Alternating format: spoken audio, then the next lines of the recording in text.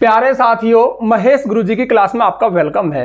एक प्रश्न जो मुझसे सबसे ज्यादा पूछा जाता है कमेंट में वो ये है कि सर हम अंग्रेजी सीखने की शुरुआत कहाँ से करें। और ये क्वेश्चन वो लोग पूछते हैं जो अब स्कूल छोड़ चुके हैं उम्र के किसी पड़ाव में। भाई जो स्टूडेंट हैं वो तो टीचर्स के हवाले हैं, सिलेबस के हवाले हैं, मतलब एक टीचर एक रणनीति से उनको पढ़ा देगा जो उनके सिलेबस में कि भाई ये लेसन है, ये चैप्टर है, ये राइटिंग है, ये क्वेश्चन आंसर है, तो वो ऑटोमेटिक ही सीख जाते हैं। लेकिन अब जो स्कूल छोड़ चुके हैं अब उनके सामने पूरी अंग्रेजी होती है, पूरे टॉपिक्स उनको एक साथ नजर आते हैं। उन्हें समझ नहीं आता कि अंग्रेजी में कहाँ से एंट्री मारे। माना ये अंग्रेजी है, ठीक है, ये पूरी अंग्रेजी है, अब वो इसमें एंट्री मारना चाहते हैं तो वो सोचते हैं कि यार मैं टेंस सीख जाऊं, क्या टेंस के माध्यम से एंट्री मारूं, या फिर मैं ट्रांसलेशन सीख जाऊं कि किसी भी हिंदी सेंटेंस को इंग्लिश में कैसे ट्रांसलेशन करते हैं। या फिर बहुत से लोगों के दिमाग में तो ये क्वेश्चन है कि सर क्या मैं वोकेबुलरी यानी शब्दकोश यानी वर्ड्स को यानी मीनिंग्स को रटूं, बहुत सारी लाखों मीनिंग्स को रट लूं फिर इसमें एंट्री मारूं। कोई कहेगा सर क्या मैं मॉडल्स को सीखूं, कोई कहेगा सर क्या मैं पैसिव वॉइस को सीखूं। तो ऐसे कुछ एक जो फेमस टॉपिक है ना, जो ज़्यादा चर्चित रहते हैं, टॉपिक तो बहुत सारे हैं, बूंद बूंद से घड़ा भरता है, अंग्रेजी एक दिन में नहीं सीखी जाएगी, लेकिन ये ज़्यादातर फेमस चीज़ें हैं। तो देखिए इनमें से एक एक का मैं क्वेश्चन दे दूं। सबसे पहली बात, कभी भी वोकेबुलरी से आप यानी शब्दकोश यानी वर्ड्स को यानी मीनिंग को रट करके अंग्रेजी में एंट्री नहीं मार सकते हो। आपको एक अंदर की बात बताऊं, मैं इंग्लिश का टीचर हूं, 20 साल से पढ़ा रहा हूं, 4-5 साल से यूट्यूब पे पढ़ा रहा हूं, लाखों लोगों को पढ़ा दिया, ठीक है, करोड़ों व्यूज हैं अपने चैनल पे, लेकिन आज तक खुद मैंने एक टीचर के तौर पर कभी भी वोकेबुलरी यानी कोई भी मीनिंग कोई भी स्पेलिंग को नहीं रटा, याद नहीं किया। ये क्या है, ये ऑटोमेटिकली चलते चलते आ जाती है। जैसे आप कुछ लिख रहे हो, कुछ पढ़ रहे हो, उसमें कोई नया वर्ड आया तो जो नया वर्ड आया ना उसका इलाज उसी समय करो, उसका अर्थ उसी समय जानने की कोशिश करो और एक दो बार उसका अपने लिए यूज भी करके देख लो। भाई वहां पर वो किसी और टर्म में आया होगा, तुम उसको अपने संदर्भ में ले लो। एक सिंपल सा एग्जांपल, जैसे मानो वाटर वर्ड ही, चलो वाटर तो ज्यादा हल्का हो जाएगा। जैसे देखो आपने एक वर्ड देखा अम्बिशन, ठीक है, ठीक है, अब ये किसी टेक्स्ट में आपने कहीं देखा, कहीं सुना, कहीं लिखा हुआ देखा। अब आप सोचोगे इसका अर्थ क्या होता है। अब देखो हमारे जमाने में तो एक मोटी सी डिक्शनरी हुआ करती थी, फिर हम जाते ए पे, तो ए के जितने वर्ड है वो सब आते, ए के बाद फिर एम पे जाओ, फिर अम्बिशन, अम्बिशन का होता है महत्वाकांक्षा, वहां हमें ये मिलता। फिर हम इस वर्ड को देखकर महत्वाकांक्षा मतलब अभिलाषा, जीवन की कोई बड़ी इच्छा, उसको अम्बिशन बोलते हैं। अब ये देख लिया, फिर जिस लाइन में आया, जिस टेक्स्ट में ही आया, उसका अर्थ हम कर लेंगे क्योंकि इसी की वजह से हम अटके पड़े थे। अब देखो दूसरा काम मेरे कहने से ये करना, मतलब जैसे ये किया करो। आपने कोई नया वर्ड देखा, हाँ वो हमारे जमाने में तो वो डिक्शनरी थी, वो बात तो रह गई। आजकल तो ऑनलाइन जमाना है, आपके फोन में बहुत सारे डिक्शनरी एप्स हैं जो हिंदी से इंग्लिश, इंग्लिश से हिंदी बता देते हैं। और सिर्फ एक वर्ड नहीं, जैसे आपने अगर हिंदी में महत्वाकांक्षा भी डाल दिया ना तो अम्बिशन, डिजायर, ऐसे बहुत सारे वर्ड्स आपको बता देंगे, ठीक है, वहां से देख लिया, आपने अर्थ कर लिया। अब जो अम्बिशन वर्ड है ना, ये आपने उस टेक्स्ट में देखा था, इसको अपनी लाइफ में एक बार यूज कर लो, अपने लिए यूज कर लो कि भाई इसका अर्थ महत्वाकांक्षा होता है, इच्छा होता है, कोई अभिलाषा होती है, ठीक है। तो आप इसको अपने साथ ऐसे यूज करके देख लो। इसी जैसे अब जो बात चल रही है इसी अर्थ में, जैसे it is my ambition to learn English, ये आपने एक सेंटेंस में इसको यूज कर लिया। इट इज माई अम्बिशन, मेरी महत्वाकांक्षा है, मेरी अभिलाषा है, मेरी इच्छा है टू लर्न इंग्लिश, अंग्रेजी सीखना। तो एक सेंटेंस में आपने इसको यूज कर लिया। आप चाहो तो फिर एक आध सेंटेंस में और यूज करके देख लो।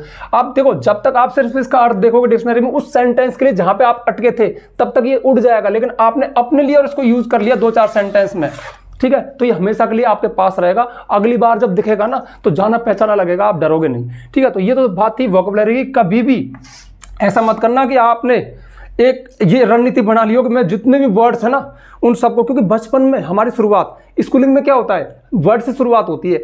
ए फॉर एप्पल, एप्पल माने से, बी फॉर बुक, बुक माने बुक, मतलब शुरुआत में बच्चों को ऐसे सिखाते हैं। तो हम समझते हैं कि यार वर्ड से मीनिंग से स्टार्ट करें, नहीं, वो आपके लिए नहीं, वो बच्चों के लिए। आप बड़े हो गए हो, आपके पास ऑलरेडी 1000, 2000, 5000 वर्ड्स हैं और आपको खुद को पता नहीं। अच्छा यार मैं आपसे कहूं फैन जानते हो क्या, हाँ यार फैन तो जानता हूं।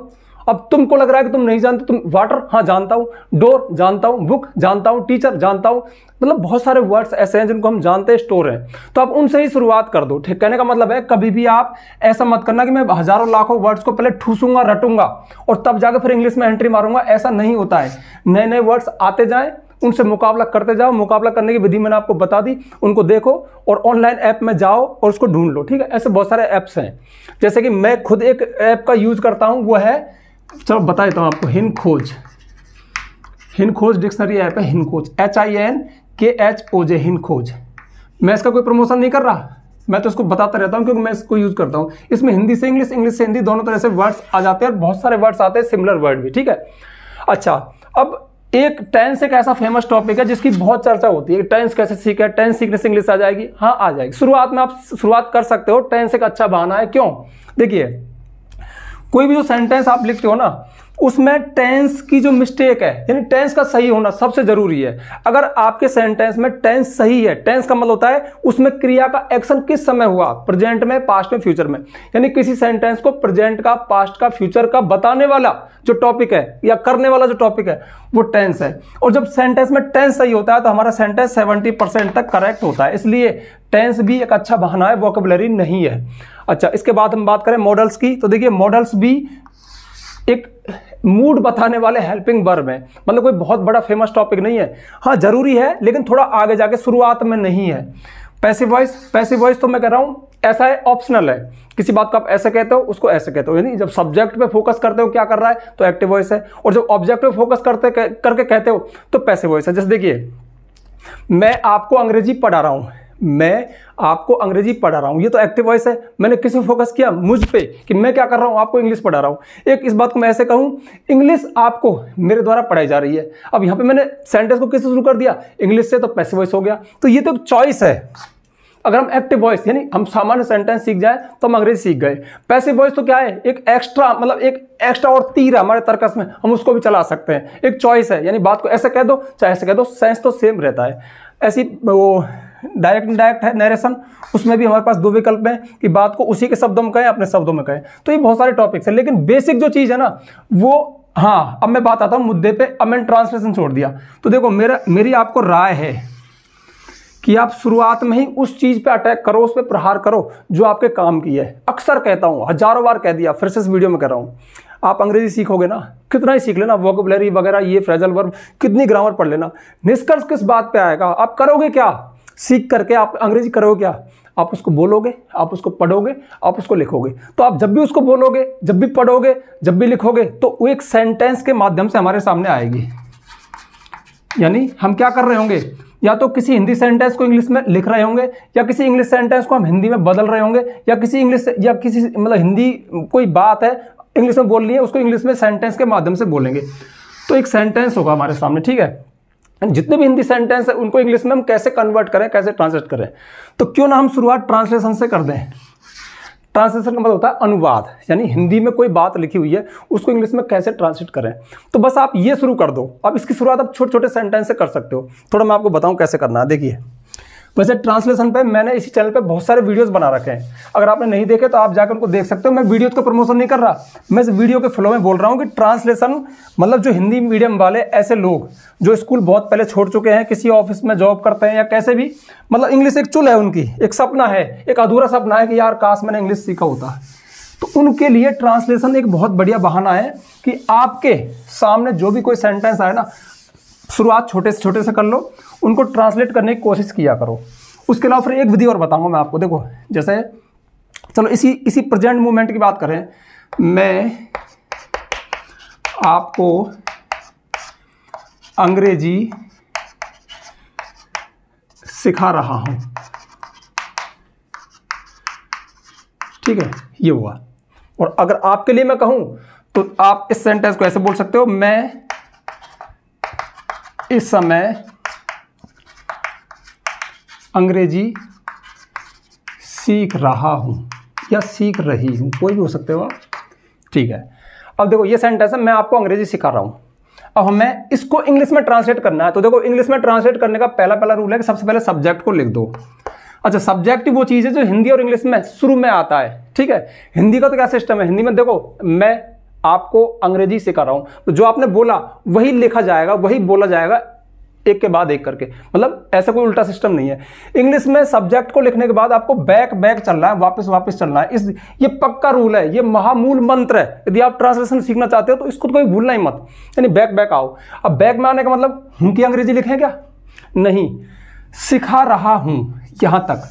जो अंतिम एक वर्ड या दो वर्ड या तीन वर्ड जो होते हैं ना, वो वर्ब होते हैं, वो क्रिया होते हैं, वो टेंस होते हैं। उनमें क्रिया भी होती है और टेंस भी होता है, यानी आप क्या काम कर रहे हो, एक्शन क्या है, क्रिया क्या है, और वो क्रिया किस समय में है। समय क्या है, हूं आ रहा है, हूं वर्ड किसका है, प्रेजेंट का, था थी थे होता तो किसका वर्ड होता, पास्ट का, और गागी के होता तो फ्यूचर का। तो ये प्रेजेंट है। अब प्रेजेंट में सिखा रहा हूं, अब देखो सिखा रहा, जा रहा, खा रहा, खेल रहा, पी रहा, पढ़ रहा, लिख रहा, अगर ऐसे वर्ड आए तो कंटिन्यूटी होती है, कंटिन्यूअस टेंस होता है। अब कंटिन्यूअस टेंस 3 है, प्रेजेंट, पास्ट, फ्यूचर।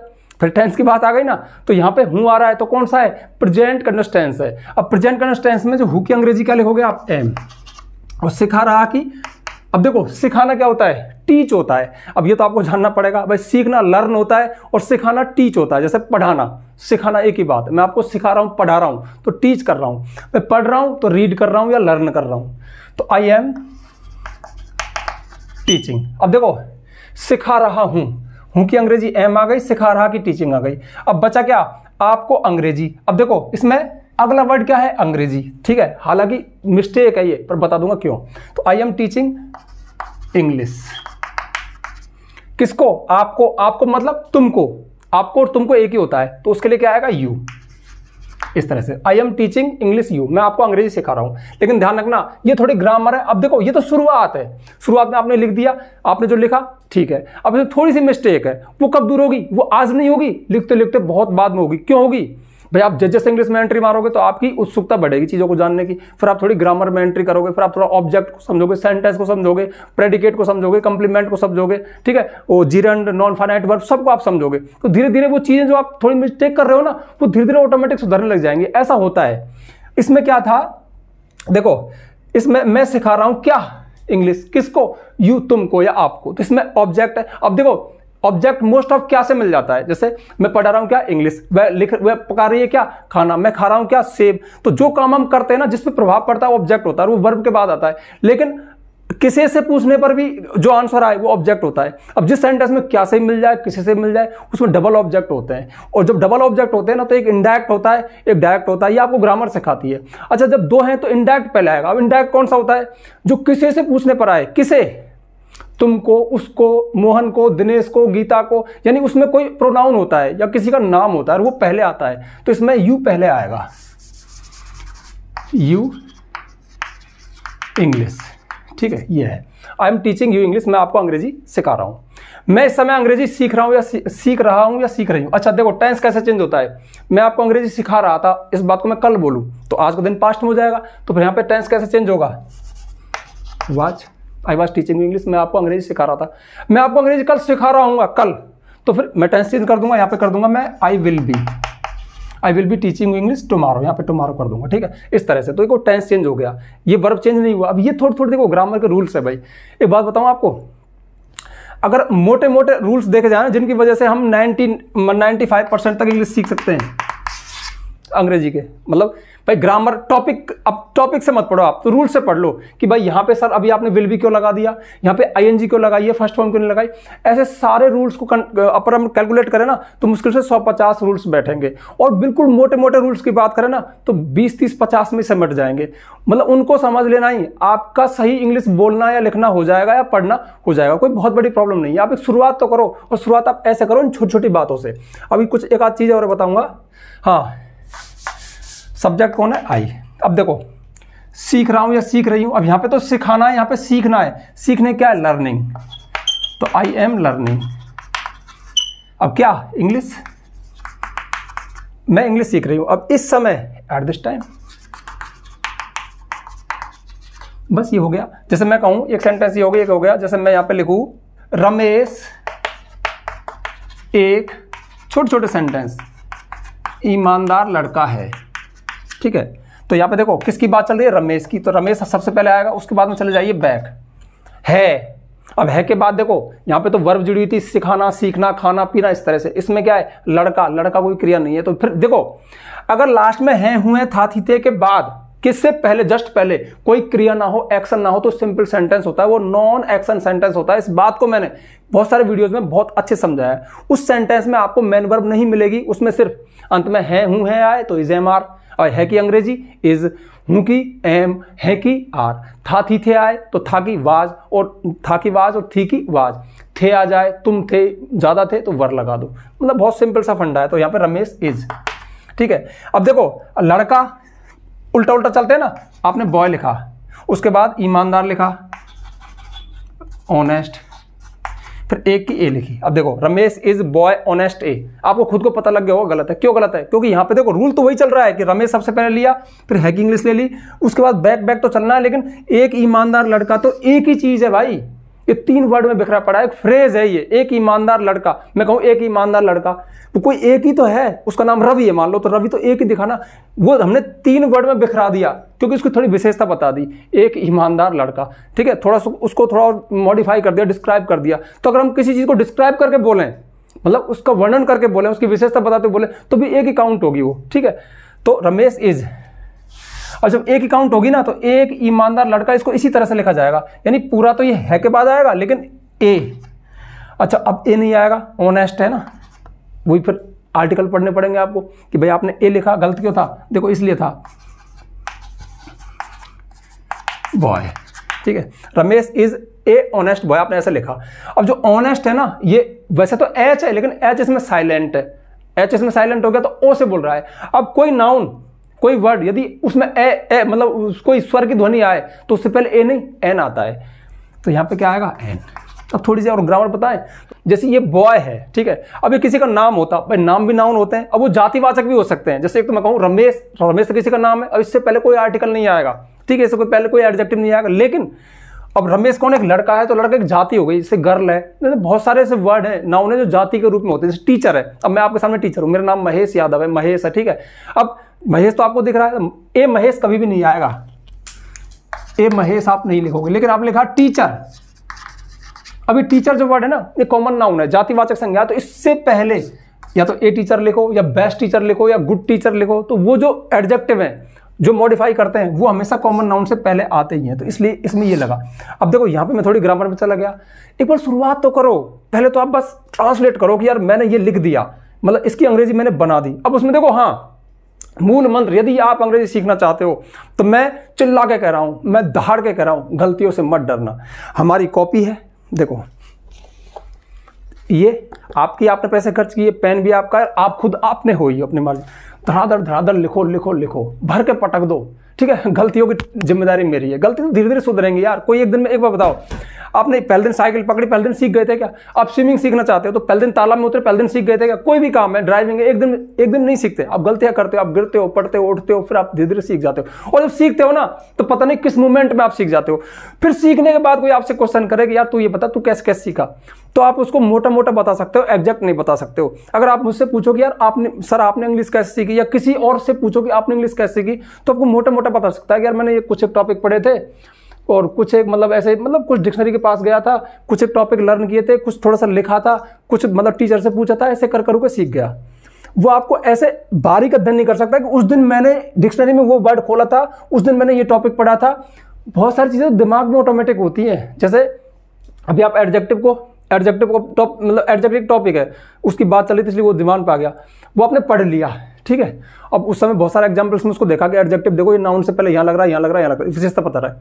फिर किस दिन आप कोई न्यूज़पेपर पढ़ रहे हो, कोई स्टोरी पढ़ रहे हो, उसमें अचानक से देखोगे ना, मतलब पढ़ रहे हो उसका आनंद ले रहे हो, फिर आपका दिमाग आएगा अच्छा यार इस वर्ड से पहले यार, अच्छा ये एडजेक्टिव है यार, इसको डिस्क्राइब कर रहा है। ऐसे एडवर्ब है, वो वर्ब के बारे में बताते हैं, वर्ब क्यों हुई, कब हुई, कहाँ हुई। अब आप चीज़ों को देखते हो तो धीरे धीरे आपका दिमाग कहता है अच्छा ये है, ये है, ये है। अब वो पता नहीं कब कब आपके दिमाग में चलेगा। अब वो जो आप इस तरह से देख रहे हो तब भी एक प्रोसेस चल रही है, तो प्रोसेस धीरे धीरे चलती है, उसको कोई एग्जैक्ट वर्ड नहीं दे सकता। ये जो क्वेश्चन है ना, कहाँ से शुरू करें, वास्तव में क्वेश्चन रॉन्ग है। क्योंकि देखो शुरुआत कहाँ से करें, एलकेजी यूकेजी क्लास में जाकर बैठ जाओ, और जो हमारे शिक्षाविद हैं, जो मतलब विद्वान लोग हैं, उन्होंने दिमाग लगाया होगा कि भाई शुरुआत में बच्चों को क्या सिखाया जाए, मतलब उन्होंने पूरा एनालिसिस किया है, पूरा रिसर्च किया है दिमाग का, भाई बचपन में लगभग इतना बच्चों को दिया जाए। अच्छा होमवर्क पता क्यों दिया जाता है, मतलब प्राइमरी क्लास तक तो आपको लिखना पढ़ना सिखाया जाता है। आपको बार बार एक ही वर्ड को 6 बार क्यों लिखवाते हैं, ताकि आपका हाथ है ना वो सध जाए, लिख दे।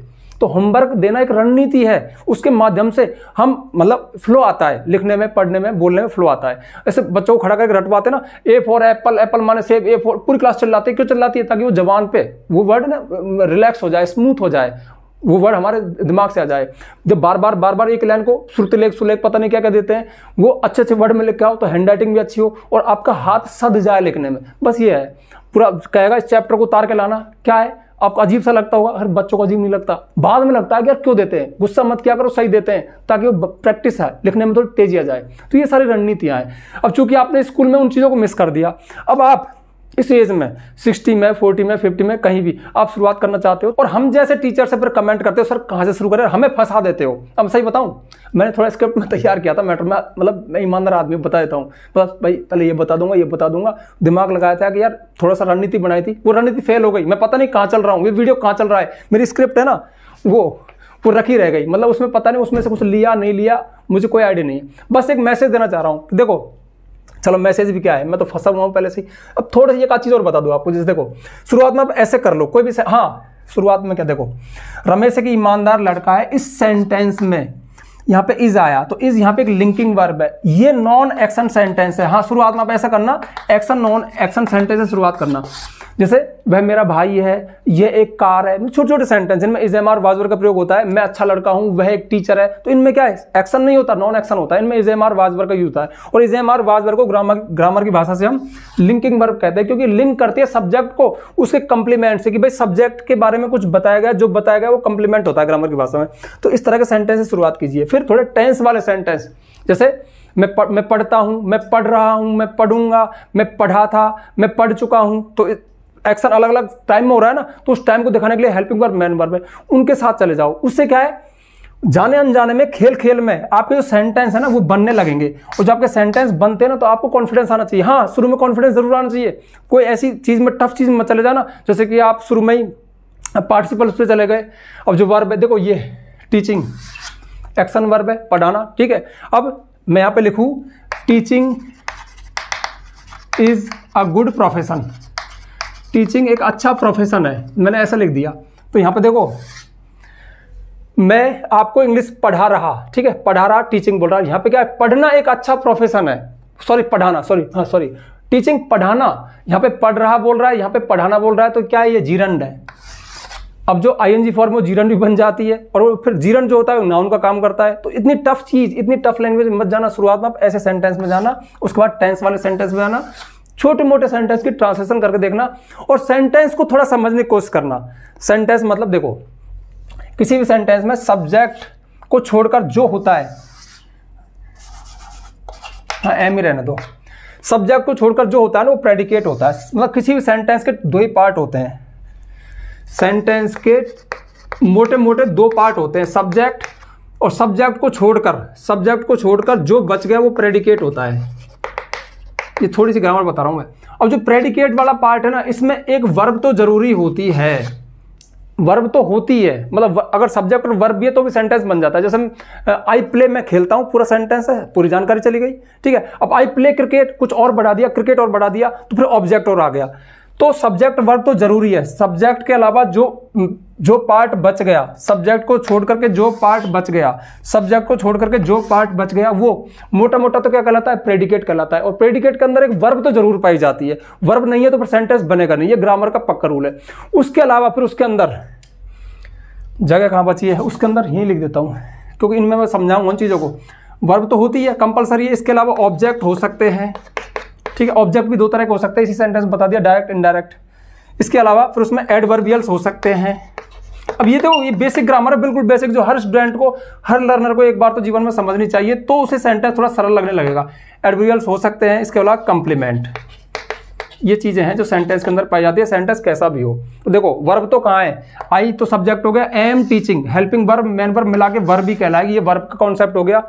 और यू और इंग्लिश, अब ये दोनों ऑब्जेक्ट है, एक इनडायरेक्ट है, एक डायरेक्ट। ऑब्जेक्ट मोस्ट ऑफ एक होता है, अगर क्या और किसे, देखो क्या में उत्तर आया, ऑब्जेक्ट, किसे में उत्तर आया, ऑब्जेक्ट, क्या किसे दोनों में आया तो डबल ऑब्जेक्ट, एक इनडायरेक्ट एक डायरेक्ट, ठीक है। तो ये ऑब्जेक्ट है। मैं इस समय अंग्रेजी सीख रहा हूं, तो देखो आई तो हो गया सब्जेक्ट, इसे छोड़कर जो बचा, पहली लैंग्वेज में तो प्रेडिकेट हो गया, दूसरी लैंग्वेज में क्या है, आई एम लर्निंग, क्या हुआ, वर्ब हो गया, ये सब्जेक्ट हो गया।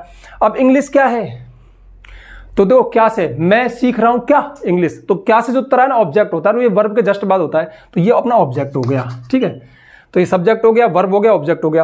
अब कब सीख रहा हूं, एट दिस टाइम, इस समय। तो ध्यान रखना, किसी सेंटेंस में ऐसे वर्ड जो क्रिया के बारे में बताएं, क्रिया कब हुई, कहां हुई, क्यों हुई, यानी प्लेस और टाइम वाले वर्ड, वो एडवर्ब कहलाते हैं। ये उनको एडवर्बियल, एडवर्ब कुछ भी कह दो, तो ये एडवर्बियल हुआ। ये वर्ड जो है ना, ये एडवर्बियल से, क्योंकि टाइम को बता रहे हैं।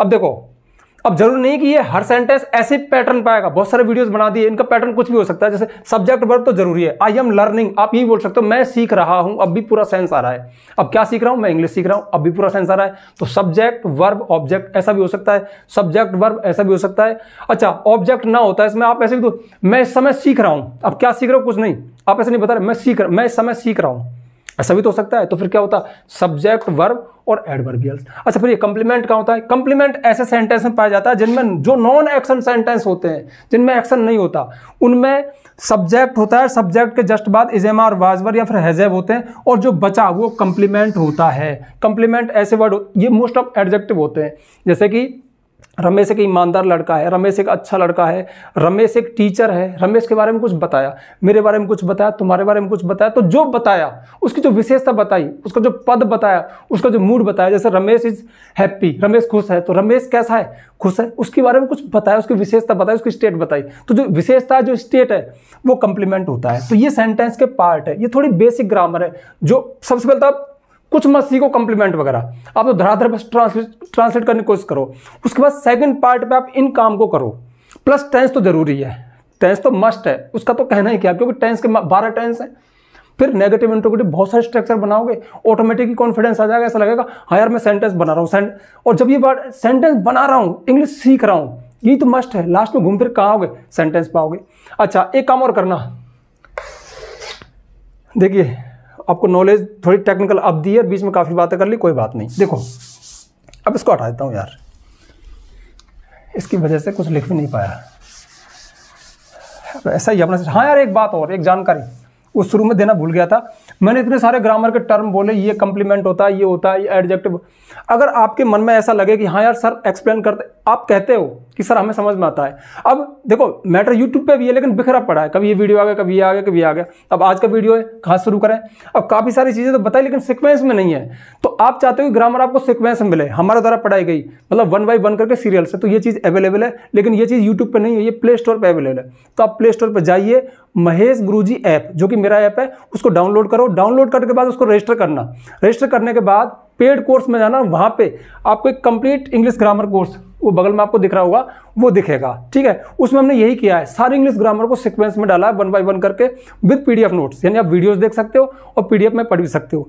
और हाँ, फ़ोन करके ये मत कहना इस नंबर पर कि सर आपकी बुक कहाँ मिलेगी, जिसको आपने वीडियो में बताया था। बुक नहीं है भाई, वीडियोज़ है और PDF नोट्स है, ठीक है। अब एक्स्ट्रा मेहनत लगी है, थोड़ी फीस आप चाहें तो परचेज कर सकते हैं, परचेज नहीं करना चाहते तो यूट्यूब पर आपका वेलकम है, ठीक है। अब थोड़ा सा मैं आपको बता दूं, देखो शुरुआत में आप एक चीज़ और कर सकते हो, अपने आसपास चीज़ों को देखो और उन पर सेंटेंस बनाना शुरू कर दो। मैं कह रहा हूँ बहुत शानदार आइडिया है। जैसे देखो मेरे हाथ में पेन है, तो आप इस पर सेंटेंस बनाओ, दिस इज अ पेन, यह एक पेन है, दिस इज माई पेन, यह मेरा पेन है। अब आपके दिमाग में आ रहा होगा यार ये तो दिस से सेंटेंस शुरू हो रहा है, तो क्या पेन वाले सेंटेंस दिस से शुरू होते हैं? नहीं, ऐसा नहीं। देखो आप ऐसे कह सकते हो, आई लाइक दिस पेन, मैं इस पेन को पसंद करता हूं। तो देखो पेन, ये यहाँ पे आई से शुरू हो गया। आई राइट विद दिस पेन, मैं इस पेन से लिखता हूँ। वेयर इज़ माई पेन, मेरा पेन कहाँ है, ये सेंटेंस बना दिया। गिव मी माई पेन, मुझे मेरा पेन दे दो, ये सेंटेंस बना दिया। देखो पेन के आपने कितने सेंटेंस बना दिए। अब इन सब में देखो ये सिंपल सेंटेंस सिंपल है, ये टेंस वाला आ गया, ये तो सिंपल ही है। This is a pen, this subject हो गया और ए पेन कॉम्प्लीमेंट हो गया। यहाँ पर आई लाइक दिस पेन, मैं इस पेन को पसंद करता हूँ, ये प्रेजेंट इंडिफरेंट टेंस में हो गया। ये प्रेजेंट इंडिफरेंट टेंस में ये क्वेश्चन हो गया, पेन कहाँ है। और गिव मी माई पेन, ये एक इंपरेटिव सेंटेंस हो गया, मुझे मेरा पेन दे दो, इसमें एक आदेश वाला सेंटेंस हो गया। तो देखो कितने सारे सेंटेंस हमने लिख लिए। अब ये थोड़ा बेसिक है, ऐसा आप किया करो। अब देखो आप कहोगे सर आप तो परफेक्ट हो, पेन को पकड़ा, आप ग्रामर जानते हो, आपने सेंटेंस बना दिए। अरे भाई ये 100% है, ये 5 सेंटेंस है। 100% सही है, 5 सेंटेंस है, 5 ही है क्या? हाँ मैंने 6 है शायद, कोई बात नहीं, अच्छी बात है, 6 सेंटेंस है और ये 100% सही है। अब तुम जो लिख रहे हो और तुमसे 2 ही सेंटेंस बने और उनमें भी गलती हो गई तो कोई बात नहीं। शुरुआत में तुम इतना परफेक्ट थोड़ी हो सकते हो, गलती तो होंगी ना। तो इसी तरह से चीज़ों को देखो, आप मार्केट जा रहे हो, मार्केट के ऊपर लिख दो, आप बुक के ऊपर लिख दो, फैन के ऊपर लिख दो, रूम के ऊपर लिख दो, आपके भाई के ऊपर लिख दो। तो कुछ तरह तरह के सेंटेंस, और हर बार वैरायटी लाओ उनमें। कभी इंपरेटिव हो गया, कभी इंट्रोगेटिव हो गया, कभी मतलब तरह तरह के सेंटेंस। कभी एक चीज़ को पकड़ लिया और 12 टेंस में घुमा दिया। कि थोड़ी सी अजीब अजीब हरकतें करो। आपकी जो रफ कॉपी है ना, वो सबसे बेस्ट कॉपी होती है, क्योंकि आपकी उसमें अजीब अजीब हरकतें होती है, उसमें सीखने की प्रोसेस होती है। पर दूसरी बात देखो, अब मैंने इतने सारे वर्ड बोले तो शुरुआत में किसी टॉपिक को गंभीर तरीके से मत पढ़ो। आज की वीडियो का निष्कर्ष ये है, शुरुआत में आप ऐसे खेलो जैसे छोटे छोटे बच्चे ना वो गलती करते हैं, फिर डांट लगती है, गोला लगता है, आप बस उसी चीज पे करो। फिर धीरे धीरे जो भी आप लिख रहे हो ना उन चीजों को समझना शुरू कर दो ग्रामर के अनुसार। वो समझ बहुत जरूरी है, वो समझ ही आपके सेंटेंस को फिर करेक्ट करवाती है। ठीक है, तो ये बहुत सारी बातें हैं। कहाँ से शुरू करें, चलो लिख देता हूं। आप चाहो तो टेंस से शुरुआत कर सकते हो, आप चाहो तो ट्रांसलेशन से शुरुआत कर सकते हो। उसके बाद जब आप ट्रांसलेशन या टेंस में पढ़ने के बाद फिर सेंटेंस को खोलना शुरू कर दो। सेंटेंस क्या है, इसमें क्या क्या चीजें होती हैं। ठीक है, सेंटेंस के अंदर एडजेक्टिव कहाँ पाया जाता है, एडवर्ब क्या होता है, सब्जेक्ट क्या होता है, सब्जेक्ट कितने टाइप के हो सकते हैं, वर्ब तो एक महान टॉपिक है क्योंकि वर्ब ही किसी सेंटेंस को जिंदा बनाती है। वर्ब नहीं है तो सेंटेंस मतलब उसमें कुछ है ही नहीं, वो कोई एक्शन नहीं कर सकता, बेजान हो जाएगा। अब वर्ब के टाइप्स क्या हैं, तो वर्ब देखो दो तरह के हो सकते हैं, finite verb, non finite verb, regular verb, irregular verb, transitive verb, intransitive verb, finite verb, non finite verb. तो ये बहुत सारा बड़ा कॉन्सेप्ट है वर्ब का, वर्ब को समझना बहुत जरूरी है। फ्रेजल वर्ब भी होती है, मतलब वर्ब तो बहुत बहुत शानदार टॉपिक है जिससे हमें समझना ही चाहिए। जो पार्ट्स ऑफ स्पीच है, noun, pronoun, verb, adjective, adverb, वो समझना बहुत जरूरी है, लेकिन वो बाद में।